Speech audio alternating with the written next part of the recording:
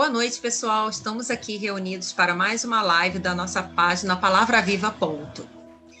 A live de hoje é para falarmos de o chamado cristão. Amém. Vou ler para vocês dois versículos em Mateus 28, 19 e 20.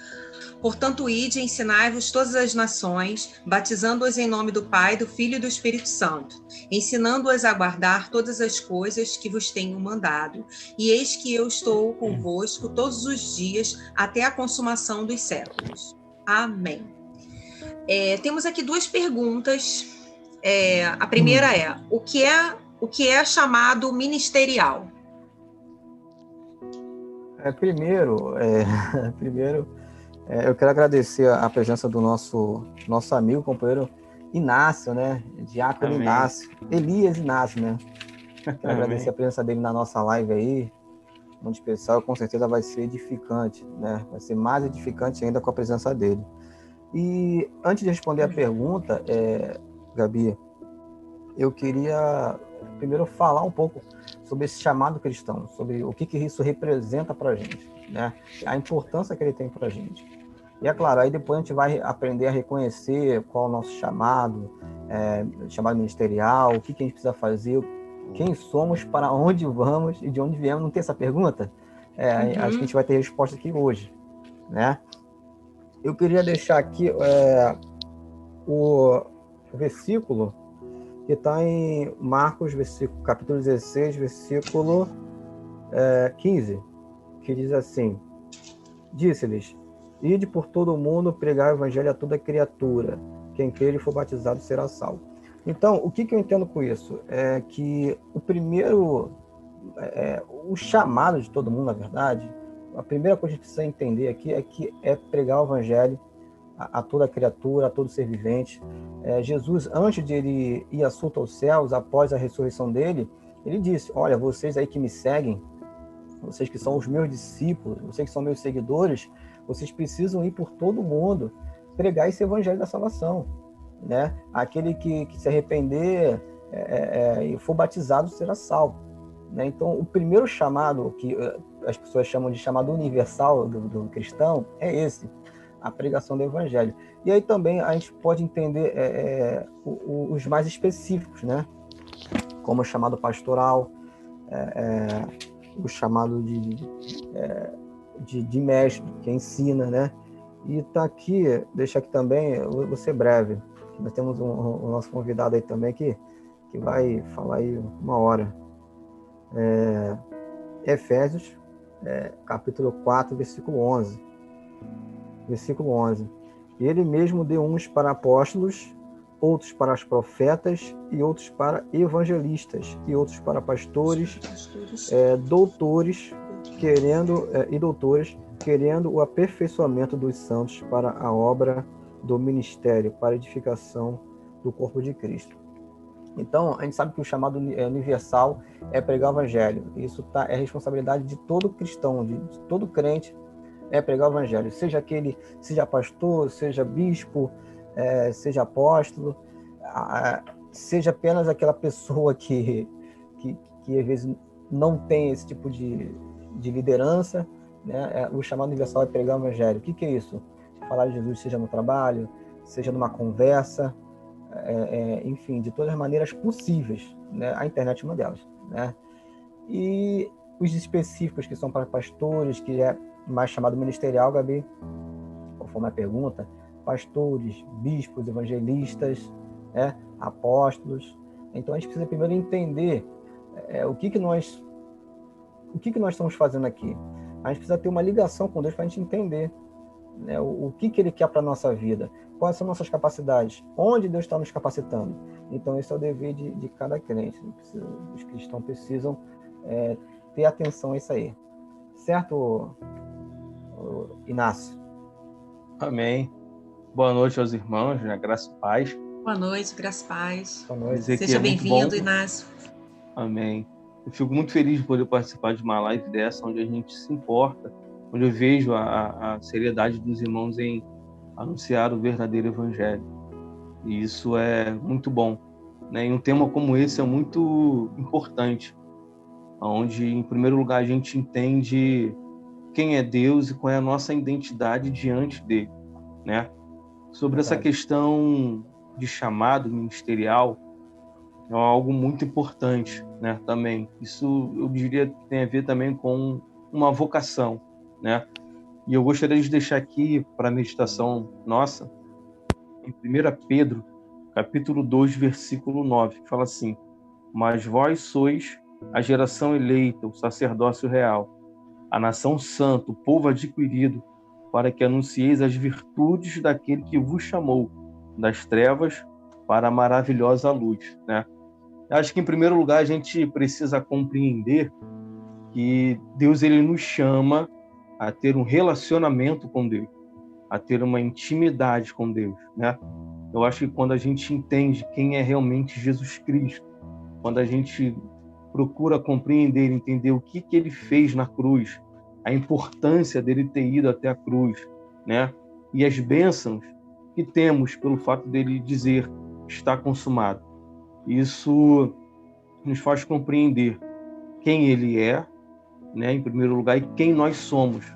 Uma das coisas que eu acho interessante sobre Isaías, né, capítulo 6, é que ele já exercia o ministério profético, né, desde o capítulo 1 ao capítulo 5, mas no capítulo 6 a Bíblia vai dizer que ele tem uma visão clara de Deus, ele enxerga Deus num alto e sublime trono, né, quando o rei tinha morrido, o rei Uzias, né, em meio a uma crise, né, talvez para ele, porque um rei morreu e ele era próximo, né?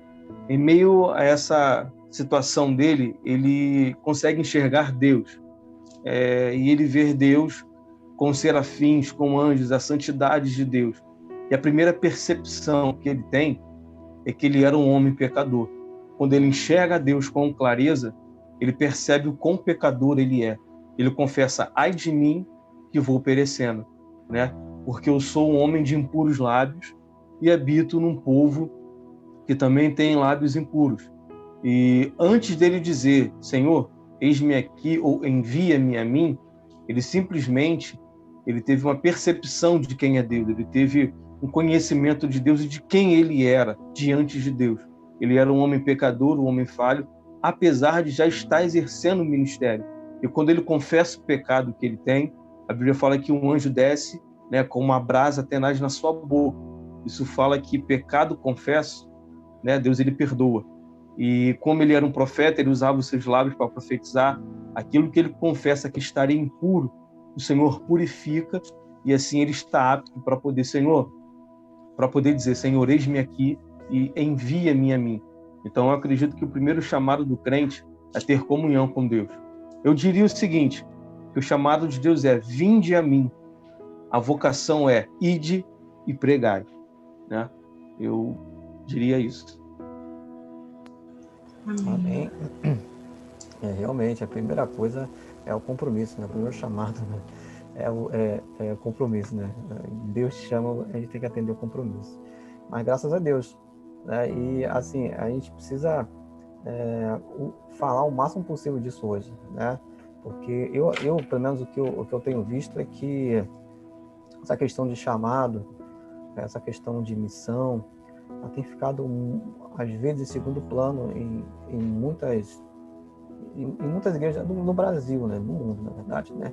Porque hoje em dia os olhos, infelizmente, de muitas pessoas está direcionado às coisas terrenas, né? Um exemplo disso é, por exemplo, o culto da vitória. Nada contra o culto da vitória, nada contra o culto da prosperidade, nada contra, porque eu acredito que Deus prospera, que Deus dá vitória, entendeu? Eu creio nisso. Ele é Deus disso também. Mas eu acho que uma coisa que estão perdendo a atenção no Brasil é a questão de chamado, é a questão de missão, é a questão de id, né? Messias, por que você está falando isso? Eu vou te dar um exemplo.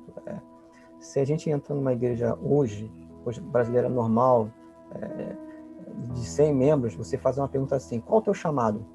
Para cada uma delas, né? Eu te garanto que mais do que a metade vai te responder: não sei. Então, a minha preocupação é isso, é as pessoas esquecerem do seu chamado. Eu né? vi também. As pessoas esquecerem do seu chamado. Esse daqui, gente, é o meu filho, Azaf. Ele é uma benção. Azaf Que Fala Borba. boa noite. Boa noite, Fala boa noite. Azaf. Azaf Fala boa Borba. noite. Seja bem-vindo à live. Mais um, viu, para participar. Que lindo. Lá tem 4. Então, onde eu estava? Isso aqui. Então, gente, a gente tem uma preocupação muito grande com o ensinamento a respeito do chamado, né? Porque a gente tem que entender que a nossa vida não é só, eu vou para a igreja, eu vou cantar os louvores, eu vou participar, vou ser dizimista. Não, a gente tem que entender qual é a nossa missão na Terra, o que Deus quer da gente. Então, o que me preocupa hoje é muita gente perdida no que tem que fazer. Né? Muita gente perdida no que tem que fazer. Muitas vezes tem missionários ficando sobrecarregados, pastores ficando sobrecarregados. Né? A seara é grande, então quanto mais a gente sabe o nosso chamado, o que a gente tem que fazer, é melhor para o reino de Deus. Né? Então, o que eu estou dizendo? Estou dizendo que a gente tem que dar mais uma importância. Porque o que acontece? Messias, por que você está botando tanto nas costas de quem está de frente? Né? Porque o povo brasileiro hoje, ele na maioria, tá? Não é muito fã de estudar a Bíblia, não é muito fã de ler a Bíblia e estudar. E por que eu digo isso? Eu já eu já tive a oportunidade de dar aulas em escolas bíblicas, e uma das primeiras aulas que eu dei, eu fiz a seguinte pergunta, assim, eu perguntei assim, quem é que leu o livro Crepúsculo, lembra essa Crepúsculo, essa febre aí? Uhum. Eu disse assim, quem leu o livro Crepúsculo? Aí mas minha falou, eu li. Eu li. Aí eu falei, você leu até onde? Eu li a série toda. Eu li a série toda, eu sei o que acontece antes do filme e tudo mais, né? Porque estava em alta naquela época. Aí depois, na aula, eu perguntei o seguinte, e quantos aqui já leram a Bíblia? Aí ficou silêncio. Aí eu já li Esther. Não li a Bíblia, eu tô falando ler a Bíblia. Ninguém tinha lido a Bíblia, mas já tinha lido a série inteira de uma série de vampiro. Né? Então, quando eu falo assim, a importância que a liderança libera esse alimento de chamado um pouco mais, é porque a gente não pode, muitas vezes, quem líder entende que não pode ficar esperando muito dali. A gente tem que incentivar a ler Bíblia, a gente tem que incentivar a procurar, mas como a gente sabe que a realidade do Brasil é essa, a gente tem que começar a trabalhar dessa forma, entendeu? É uma forma de melhorar a situação. Né? A irmã Gabi quer falar? Pode falar, irmã. Eu tô aqui para ouvir. Fala, Gabi. Tá bom, quer fazer o comentário sobre a primeira? Não, sim. Então, sobre essa questão, eu queria comentar um pouco sobre Daniel, né? Uma das pessoas que me chamam muita atenção na Bíblia.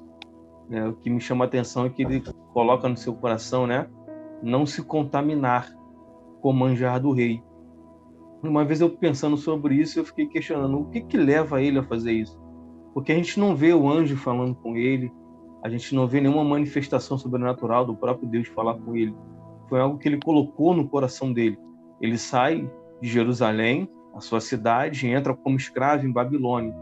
E ele participaria de uma espécie de universidade, né, de Babilônia, um curso intensivo de 3 anos, para falar a linguagem dos caldeus, né? E é uma espécie de universidade de Babilônia, de Nabucodonosor, algo assim. E ele teve uma oportunidade de, apesar de ser escravo, de trabalhar numa repartição pública. E ele entende quem ele é, mas ele entende em primeiro lugar quem é Deus. Ele sabe que o Deus do qual ele serve não queria que ele se misturasse. Era uma coisa que já estava escrito, né? Quando o Messias fala da gente poder ler, esse ler que Jesus nos ensina não é apenas conhecer de Gênesis a Apocalipse, não é apenas ter um conhecimento teórico, mas é sermos realmente mudados pelas verdades que a Bíblia nos ensina, né? E já estava escrito na lei que não deveria se comer coisas sacrificadas ao Senhor. E é essa atitude que ele toma. Deus não precisou falar com ele de uma maneira sobrenatural. Ele entende, em primeiro lugar, quem é Deus. Segundo, ele entende a identidade dele. E qual é a atitude que ele vai tomar? Ele decide não se contaminar, sabendo que correria riscos, que poderia dar tudo errado. Mas mesmo assim ele decide não se contaminar. né? E Deus viu a atitude dele e dos seus amigos, e Babilônia teve um impacto, né, espiritual por causa de Daniel e de seus amigos, em não se contaminar, né, em guardar aquilo que já estava escrito, para não se misturar com coisas oferecidas a ídolos, né?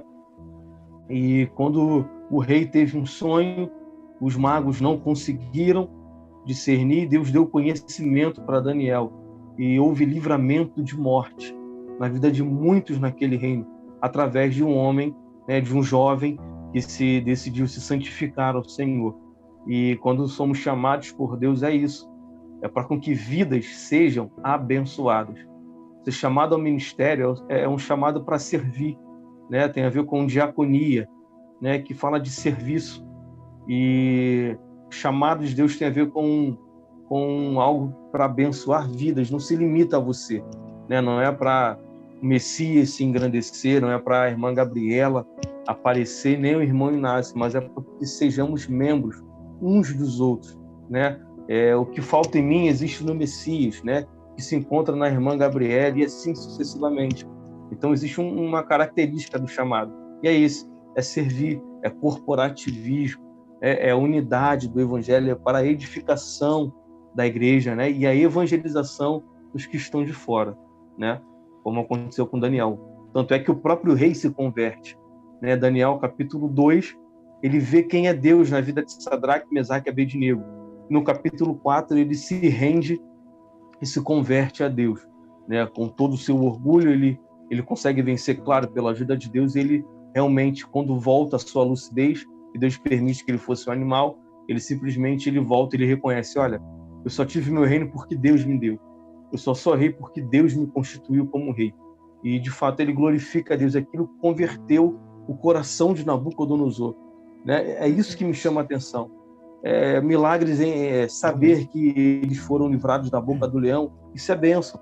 Saber que o fogo não queimou os três, isso é maravilhoso. Mas um rei pagão, por ver Deus na vida desses 4 jovens, se converte ao Deus dele, isso é incomparável. A Bíblia fala que tem festa no céu quando o pecador se arrepende. Então esse é o impacto que existe na sociedade, quando nós entendemos o chamado de Deus nas nossas vidas. É para que haja conversão de pessoas, né? Amém. Caramba. Aleluia, glória a Deus. Então o chamado, ele não é só um trabalho, né? O chamado não, é relacionamento. É relacionamento com Deus. Se a gente for parar para pensar sobre a igreja de Éfeso, era uma igreja que trabalhava, que perseverava, né? Quando alguém vinha se dizendo apóstolo, eles colocavam a prova os que se diziam apóstolos e não eram. O que Jesus Cristo vai falar com eles? Olha, tenho, porém, contra ti uma coisa, que abandonaste o teu primeiro amor. Com Cristo não é só o fazer, né? Porque a própria Bíblia vai dizer que naquele grande dia Jesus vai falar assim: olha, eu não te conheço, mas, Senhor, eu expulsei demônio, eu fiz, eu preguei, né? E Jesus fala assim: ó, eu não te conheço. E o que Deus fala para Éfeso é isso: olha, lembra, por de onde caíste, arrependa-te e volta a praticar as primeiras obras. É voltarmos ao primeiro amor, né? É sermos o sal da terra. Se o sal não salgar, para nada mais presta, né? E como que a gente consegue dar esse sabor? É tendo comunhão com o Espírito Santo, é se entregando a Ele, é vivendo para Ele, é a gente ter um relacionamento íntimo e pessoal, não apenas na igreja, né? Porque na igreja a gente consegue ser um bom marido, né? A esposa trata bem o esposo trata bem, né, o filho, tem toda aquela aparência, né, de bondade. Na igreja a gente aparenta ter um conhecimento que a gente não tem. Dentro do templo a gente aparenta ter uma unção que a gente não tem. Mas quando a gente sai, né, quem é o Inácio de verdade? Quando essa live acabar, quem realmente eu sou, né? Quem realmente somos nós? Isso é no íntimo, e Deus, ele nos conhece. Então o chamado do crente é isso, é sermos sacerdócio real, é termos comunhão com Ele. Porque quando entendemos isso, o praticar a vocação é automático. As pessoas veem o brilho do Espírito Santo em nós, né? A ponto de falar assim: poxa, a irmã Gabriela é diferente, o irmão Messias é diferente, o que esses jovens têm, né? E a gente vive uma sociedade onde a depressão ela tem batido em muitas portas. A gente vê uma sociedade onde o suicídio em adolescentes e em jovens tem estado de uma maneira alarmante. Mas quando eles encontram a gente, tem algo diferente. Não nós, porque a gente é um vaso de barro. Mas o tesouro, que é o Espírito Santo, ele toca neles e pessoas são abençoadas, né? Isso é para a glória de Deus, né? Cara, a gente faz a live, mas a gente aprende também, né? Amém. Muito bom, muito bom. Então, é isso. O que a gente está conseguindo enxergar aqui é que não é só o fazer, é o ser, né? É o ser, É o nosso íntimo com Deus. Né? A gente é chamado somos chamados primeiro para ser santo. A ser filho. E o filho faz as obras que o pai faz. Exatamente. Então, cara, é muito, muito edificante, muito interessante. Então, é isso. Quando a gente está na posição que Deus quer, a gente está buscando a Deus, a gente se enche do Espírito Santo, né? O Espírito Santo, ele, como é que eu vou dizer assim? Quando a gente é cheio do Espírito Santo, ele induz as nossas atitudes, né? A gente está tirando o espaço da nossa carne, tirando o espaço dos nossos desejos, dos nossos anseios, e a gente dá espaço para o Espírito trabalhar. Logo, o Espírito opera através de nossas vidas, né? Mas é bonito saber que antes de qualquer atitude de missão, assim, a gente tem o chamado à comunhão com Deus, né? Aquele primeiro chamado, que quando Jesus chega e fala assim, arrependei-vos, não é isso? Arrependei-vos, né? Vinde a mim, todos estáis cansados, oprimidos, esse é o primeiro. A minha esposa, ela tem uma história muito interessante. Eu glorifico a Deus pela família que eu tenho, pela esposa que eu tenho. O nome dela é Camila, né? E ela me contou uma vez que ela estava na escola, na época, ela era adolescente, e ela, no recreio, ela foi ler a Bíblia. E aí, quando ela foi começar a ler a Bíblia, começaram a zoar ela. Você é crente e tal. E nessa brincadeira, ela começou a pregar o evangelho pro rapaz. Aí passou, no dia seguinte ele voltou com mais 2, para ela ler um versículo e explicar para eles. Quando ela se deu conta, a escola inteira já estava parando para ouvir a palavra do Senhor. Olha aí. Isso é só o Espírito Santo quem faz. Isso é só Deus que faz, né? Isso é para a glória e honra do Senhor. Isso, exatamente isso, viu? Ela só queria ler a Bíblia, né? E Deus lhe concedeu uma oportunidade de pregar o evangelho para os outros, né? É isso. Bom é que ela não teve, ela não se acovardou, né? Isso aí. Isso aí, a gente não pode se acovardar, né? Na escola, na faculdade, no trabalho, no ônibus, no trem, aonde a gente estiver. Essa é a nossa identidade. Quem somos, né? Como você falou no começo. Que a grande pergunta é quem eu sou, para onde eu vou, como eu faço, o que é isso. E é isso, nós somos servos de Jesus Cristo. Somos chamados a servir, né? A Bíblia fala que os discípulos brigavam entre si na Santa Ceia para saber quem era o maior. O que Jesus faz? Ele toma atitude, né? Ele sendo Deus, ele vai pegar uma bacia com água e vai lavar o pé de todo mundo. E ensina que o maior no reino é aquele que serve. Jesus quebra essa questão da soberba, do orgulho. Fala assim, não, com vocês não será assim, né? E é isso que precisamos fazer. O modelo de homem que obedece ao chamado, que é realmente um servo de Deus, é Jesus Cristo. Ele é um modelo, né, de saúde emocional, de saúde espiritual, de saúde psicológica, né? Ele é o nosso modelo a ser seguido, né? Por causa dele que estamos aqui fazendo essa live, né? Essa palavra viva, essa live não surgiu no coração do homem, mas veio do Espírito Santo, né? Ao coração dos irmãos para pregar a palavra do Senhor, né? E é isso que precisamos fazer, de uma maneira constante. Entendeu? E, graças a Deus. Quer falar uma coisa, Gabi? Assim, nós estamos aqui para servir. Aquele que mais quer, assim, aparecer, né? Esses que ficam querendo aparecer não sabem o significado de servir, né? Aquele que tem que servir, não, aquele que mais quer aparecer, pensa, né, que está aparecendo, é esse o que vai mais servir para Deus, né? E tem que servir para o próximo.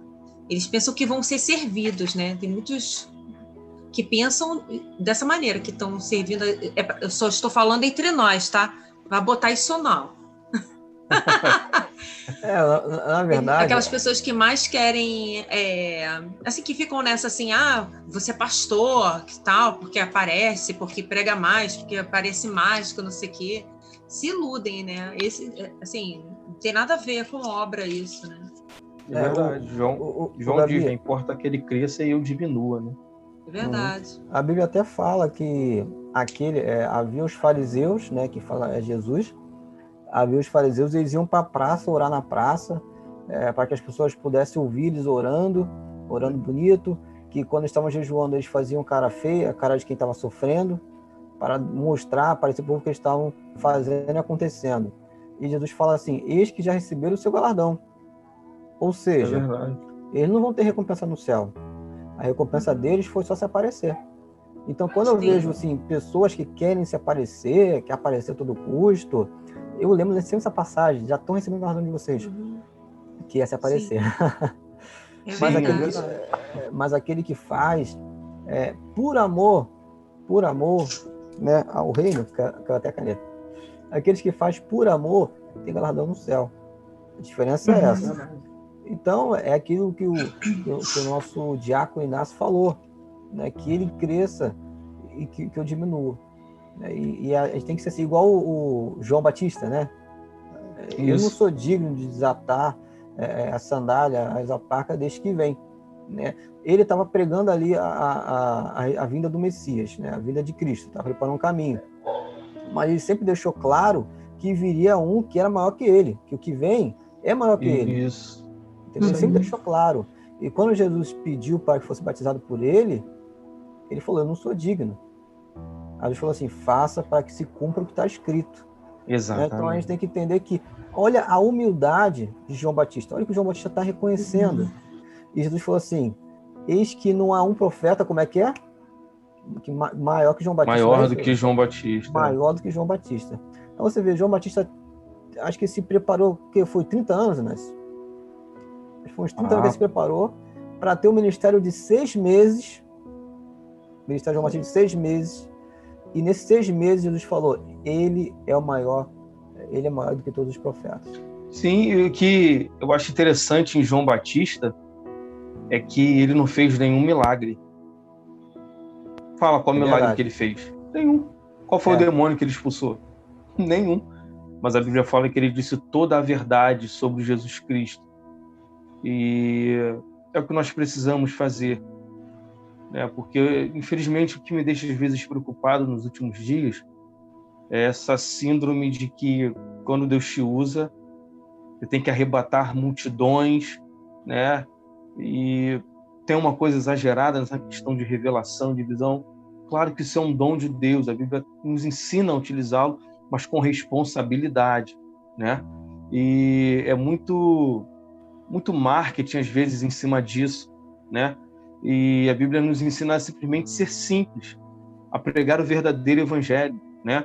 Como a Bíblia nos ensina a ser simples, a falar que Jesus Cristo, né, cura, salva e liberta.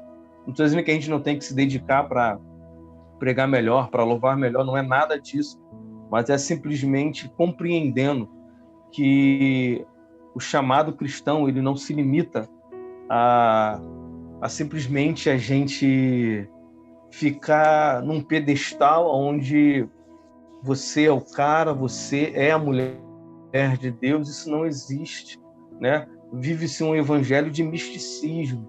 As pessoas, elas querem sentir. As pessoas, elas não querem dobrar o joelho, não querem realmente se dedicar a uma leitura bíblica e querem cobra-se muito de Deus. A gente quer muito, mas fazemos absolutamente nada, né? Não conseguimos muitas vezes ficar pelo menos uns 20 minutos, né, de joelhos. Não estou dizendo aqui que a quantidade de oração em joelhos vai dizer que você vai ter poder, não é isso. Mas que, de fato, como somos servos do Senhor e não nos dedicamos a falar com Ele, né? Queremos o poder, mas nós não buscamos o poder. Queremos fazer e acontecer, mas não entendemos quem somos em Cristo Jesus, né? E muitas vezes é melhor a gente fazer algo simples, mas que seja para a glória de Deus, né? Acho que precisamos voltar à simplicidade do Evangelho, né? A gente precisa voltar ao verdadeiro Evangelho, aonde de fato ele não é apenas o Salvador, mas ele é o Senhor das nossas vidas, né? Quando ele me chama, quando ele me vocaciona, eu preciso abrir mão, eu preciso deixar de lado algumas coisas e falar: Senhor, eis-me aqui, cumpra em mim, né, o seu querer, a sua vontade. Foi o que Maria, né, fez quando o anjo lhe anuncia que ela seria mãe. Olha que coisa louca, como uma mulher pode ser mãe se não fez nenhum tipo, não teve um contato sexual com nenhum homem, né? Isso é louco, ele quebra totalmente a lógica da biologia, né? Mas quando é Deus, né, tudo flui, tudo acontece. Isso lhe causou até mesmo um problema, né? Deixou ela numa prova complicada, porque o testemunho dela estava em jogo, né? Mas quando Deus está no negócio, quando ele nos vocaciona, tudo que acontece é para a glória de Deus. Até aquilo que parecia dar errado vai dar certo, porque quando Deus está na direção, tudo é para a glória de Deus, né? E que a gente venha pensar sobre isso, que a gente, os irmãos que irão ver, né? Vocês que vai ver essa live, entenda qual é o chamado de Deus para a sua vida, né? Discernam, tenhamos o discernimento quem é Deus e quem somos nele, e façamos aquilo que ele tem nos determinado, né? Para a glória de Deus.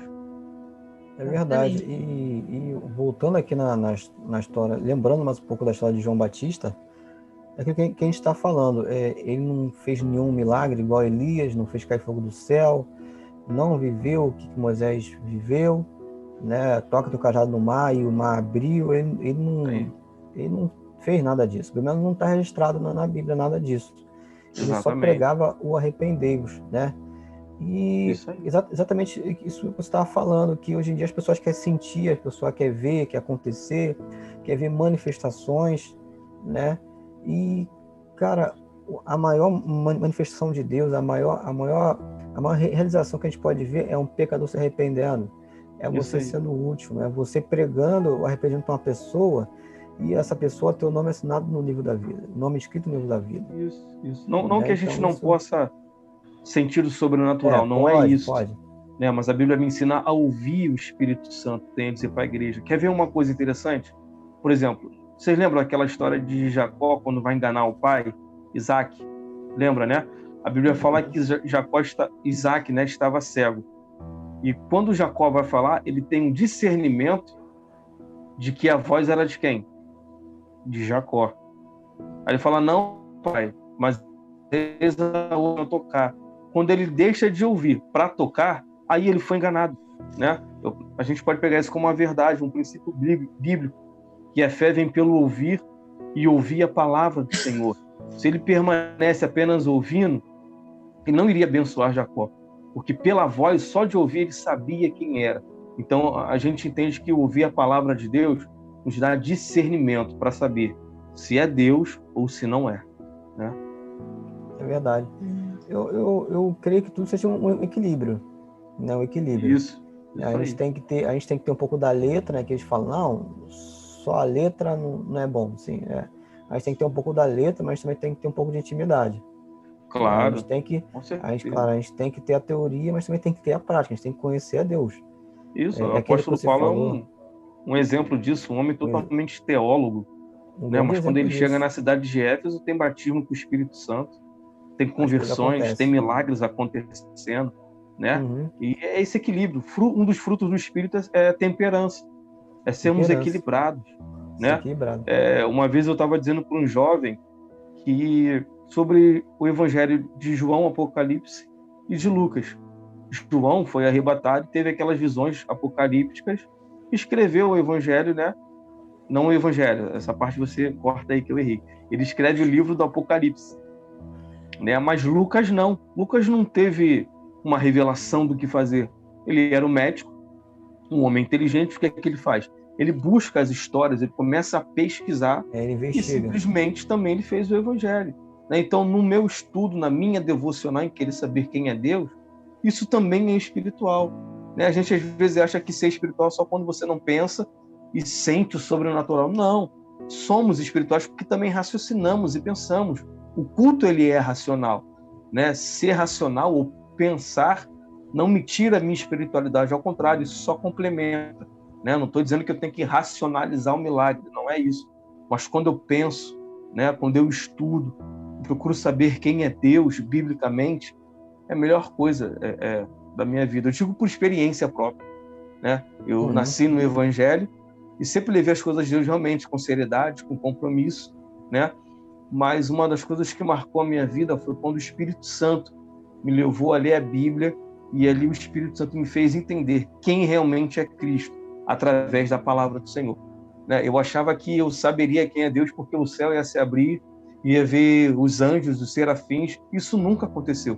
Não estou dizendo que se isso acontecer, não é de Deus, não é isso, né? Mas precisamos entender, se eu quero saber quem é Deus, a palavra de Deus precisa ser lida, né? Existem ateus que se converteram, por exemplo, Augusto Cury, né? Ele fala que ele era ateu, mas quando passou a ler os 4 evangelhos, passou a ter fé nele, então ele passou a acreditar, né? Tem até um filme, Em Defesa de Cristo, Lee Strobel, né? Ele também era ateu, mas ele vai investigar sobre Jesus Cristo. Qual é a conclusão que ele chega? Que Jesus é real. Então precisamos ler a palavra do Senhor, conhecermos Deus da Bíblia, né? E conhecermos a Bíblia de Deus. É conhecê-lo de intimidade, não de superficialidade. Não para querer pegar o microfone diante de muita gente pregar, não. Mas é conhecer a Deus na intimidade, para quando vier a proposta das minhas tentações, eu falar, não, eu sirvo a um Deus que me libertou do pecado, e o meu compromisso acompanha com o Filho e é com o Espírito Santo, né? Então é um conjunto, né? É um conjunto. A gente lê a Bíblia, a gente estuda a palavra, a gente vai ter o conhecimento, que é muito importante. Porque até para orar, precisa ter o conhecimento. Orar bem, orar direito, não fazer oração ruim, que tem oração que Deus não ouve, né? E a oração, uma coisa que você falou que é importante, é gastar tempo com oração, né? Porque o que eu entendi até hoje, claro, com a experiência que eu tenho, que não é muito, e com os estudos que eu tenho feito, é que a oração é como se fosse um sacrifício também. Calma aí. Como assim a oração pode ser um sacrifício? Do seu tempo. Porque hoje em dia, a gente está orando muito pouco. Quando fala a gente, no geral, orando muito pouco, porque às vezes tem uma coisa ali para fazer, tem uma coisa aqui para fazer, né? Então a gente acaba não dando a prioridade do nosso tempo para Deus. O que eu entendo como dar o nosso melhor para Deus? Dar o nosso melhor para Deus não é só dar nossas ofertas, não é só a gente se fazer presente na casa de oração, não é só a gente separar do pecado, que isso é um dever de casa do cristão, mas certamente dar o nosso melhor para Ele, o nosso melhor do nosso tempo, né? Então, quando a gente ora 5 minutinhos e fala, já chega, não quero orar mais não quero buscar mais não, e a gente gasta 1 hora, 2 horas vendo série, filme na televisão, vendo televisão, ou nas redes sociais, o que a gente está dizendo? Olha, que a gente dá mais valor para qualquer outra coisa do que para o tempo de oração. E sim, os homens da Bíblia que a gente vê, que tiveram maior profundidade, maior proximidade de Deus, eram os homens que oravam bastante. Daniel orava bastante, Moisés orava bastante, os profetas, Jesus orava bastante, certo? Então a gente não vê nenhum personagem na Bíblia que orasse pouco e tivesse a experiência com Deus da forma que eles tiveram, né? Então, quanto mais a gente ora, mais a gente recebe. Isso já é para quem tem experiência com oração. Quando você está orando uns 5 minutinhos, você rompe aquela barreira dos 5 minutos e vai embora, o Espírito Santo vai te dando palavras. O Espírito Santo ele vai te incentivando a orar mais e mais e mais e mais, e você sente que você vai estar ali cheio da presença de Deus. Agora, quando a gente ora pouco, ora muito pouco, claro, tudo é um conjunto, lê pouca Bíblia, estuda pouco, não jejua, a gente acaba sendo um crente vazio, né? E quando a gente é cheio, as coisas acontecem. Um exemplo que eu quero dar disso é quando, acho que não foi Paulo, ele queria separar, acho que era 4 ou 5, 4 pessoas para ser diácono, porque os órfãos e as viúvas estavam precisando de alguém para cuidar delas. Eu só não lembro bem onde está passando. Está em Atos capítulo 6, eram 7 diáconos. Isso, eram 7 diáconos, né? Então, mas Paulo não é o assim, apóstolo Paulo, não. Eram os apóstolos. Os apóstolos. Paulo é só capítulo 9. Não, tá bom. Ainda bem que tu me lembrou, só que eu queria achar isso aí. Eles falam assim, separa 7 para diácono. Para quê? Para cuidar de órfãos e viúvas. Mas, aí, Inácio, Se eu tiver esquecendo alguma coisa, você me corrige aí. Mas que sejam cheios de sabedoria, cheios de fé e do Espírito Santo. Do Espírito Santo. Ou seja, para você cuidar de órfãos e viúvas, você está entendendo que isso não é para você ir num lugar pregar, não é para você ir ali fazer um milagre, curar um enfermo, não. É para você cuidar de órfãos e viúvas, você precisa ser cheio de fé, cheio de sabedoria e cheio do Espírito Santo. Ou seja, a fé vem por onde? Ouvir o quê? A palavra de Deus. O conhecimento vem da onde? De estudar a palavra de Deus. E ser cheio vem de quê? Contato. Joelho no chão. Joelho, oração, contato. Então, quanto mais você tem disso, mais próximo você está de Deus. E tem até uma frase que fala assim: pouca oração, pouco poder, muita oração, muito poder, não tem? Isso é real. Mas só vai entender isso se a gente tiver um contato verdadeiro com Deus em oração. Vocês vão ter certeza. Tá? Não, é isso mesmo. Não é isso aí, ô Gabriele Acho que o áudio dela... Ô, Gabi, liga o áudio aí, Gabi. Tá falando sem áudio. Então, eu vou deixar com vocês, para encerrar, um versículo que está em Hebreus 13, 20. Ora, o Deus de paz, que pelo sangue do concerto eterno tornou a trazer dos mortos o nosso Senhor Jesus Cristo, grande pastor das ovelhas, vos aperfeiçoe em toda a boa obra, para fazerdes a sua vontade, esperando em vós o que perante ele é agradável por Cristo Jesus, ao qual seja glória para todo sempre. Amém. Então, eu gostaria de pedir para vocês que estiveram aqui conosco até o momento, para deixar o seu like e curtir nosso vídeo, nossa página, compartilhar. Seja um canal de Deus compartilhando os nossos vídeos, né? Que dessa forma você está fazendo o ID do Senhor. Amém? Comenta a dúvida aí, se tiver dúvida, comenta. Se tiver comentário de dúvida, sim, pode ser tema de uma outra live. Verdade. Tá? Então, gostaria de agradecer a presença do nosso querido irmão Inácio. Amém. Uma boa noite a todos. Boa noite, Messias. Tchau, tchau. Até a próxima, pessoal. Obrigadão, hein, gente. Valeu, fica com Deus. Tchau, tchau. Tchau, Deus abençoe a todos. Tchau, boa noite.